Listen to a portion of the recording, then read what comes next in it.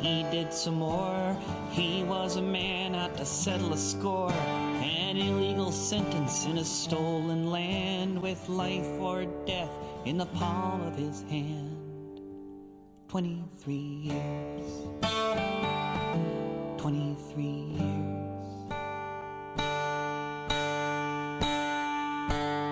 And now here I am, so long behind bars, for trying to breathe in a nation of cars. Sanity jailed and madness and power. Our time is short and now is the hour. So may you hide in the darkness, stay safe in the night, find whatever you need to stay in the fight. There's a planet at stake, and that's all I see, and my thoughts will be with you until I am free. In 23 years. 23 years. In 23 years. 23 years.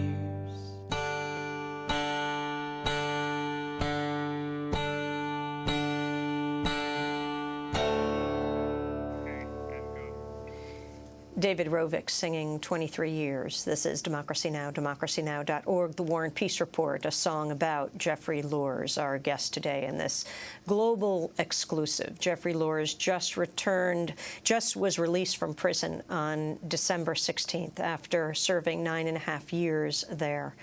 We interviewed him just before this broadcast. Let's return to the interview. Building an environmental movement here in the Northwest. You actually sit in the trees. Explain what a tree sit is for people outside the Northwest. Basically, it's a small piece of plywood suspended through ropes at the top of a tree.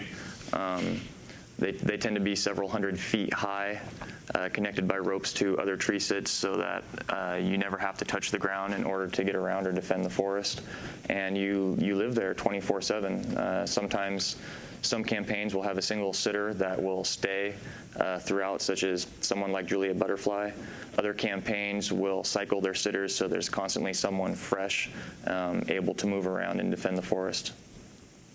So how did you go from tree sitting to setting fire to these light trucks at the car dealership? I was active in civil disobedience and direct action for many years, and didn't see it being as fruitful as I felt that it should be.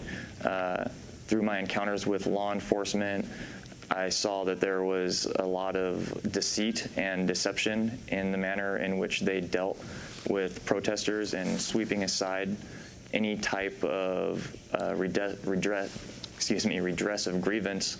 And ultimately, I decided that it was better to make a media spectacle to get my message across and draw attention to issues that I felt are incredibly important and affect every human being on this planet. And so why did you target this car dealership? What exactly did it mean to you? It was twofold. Partially, I was attempting to bring attention to the U.S.'s foreign policy in dealing with dictatorships and tyrannical governments like Saudi Arabia, but also the fact that the U.S. car fleet is responsible for the second highest amount of greenhouse gas emissions. And so talk about that process, though, of recognizing that and then deciding to engage in property destruction, and how you actually carried it out, how you were caught. And then I'd like to ask about your reflections on it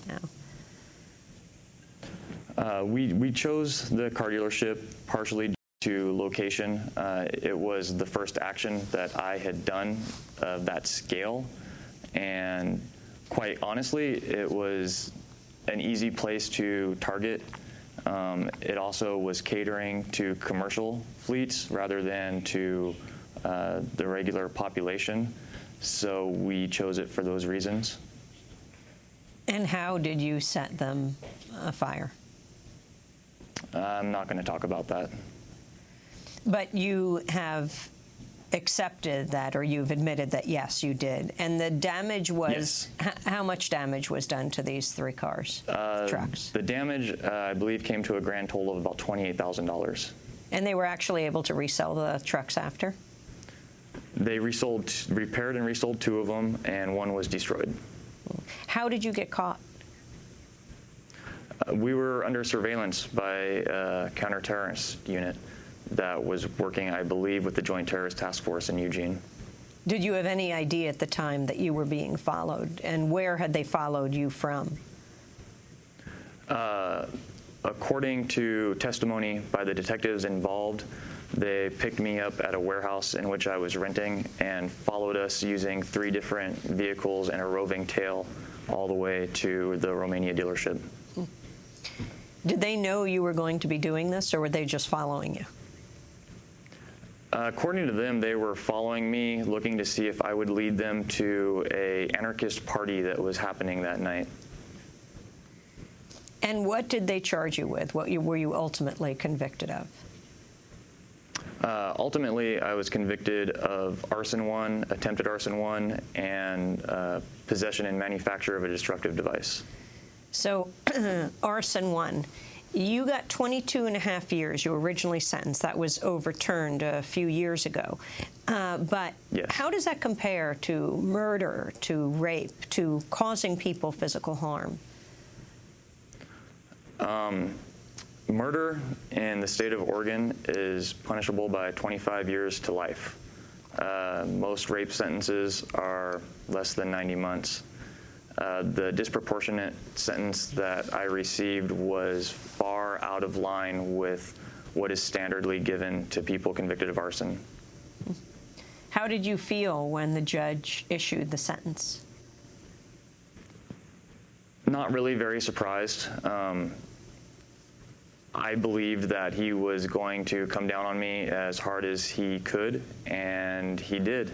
The DA at the time wanted blood. She wanted to make an example that you cannot be a radical environmental activist in this country and not suffer severe consequences. What are your thoughts today on what you did? Would you do it again? Given all that I know, I would do it again. I think that the things that I've experienced and the ability for me to continue my activism from prison and reach out to different media organizations and continue the debate on climate change has added to the fact that we're now recognizing the danger that climate change and global warming pose. I mean, there's an irony here, Jeff Luers, and you being released right in the midst of the largest global warming summit the world has ever seen in Copenhagen. Not that the powers that be came out with a binding agreement, but that has been the focus of the last 2 weeks now of the world community. Your thoughts on that? Well, it was kind of summed up when I was resentenced. The first time that I was sentenced, the judge pretty much called me an evil, despicable man. And the second time that I was sentenced, the judge called me a veteran of an ugly campaign, an elder statesman of my cause. The public's view on global warming has changed so much that people who strive to create action on it are no longer fanatics. Jeff, how did prison change you? What was it like in prison? You were in a maximum security prison for how long? I was in a maximum security for 6 years. Which prison? Oregon State Penitentiary. What was that experience like? Difficult. You see that violence becomes a way of life. I've seen people murdered, and that's something that I'm going to carry with me for the rest of my life. What do you mean you've seen people murdered? I mean, I've seen people murdered in prison. I've seen people stabbed. I've seen them beaten with locks and strangled to death. I had a man die 6 feet in front of me. And who were they being killed by? Was it guards? Was it other prisoners? No, it was other prisoners. Sometimes it was gang-related. Sometimes it was just personal vendettas.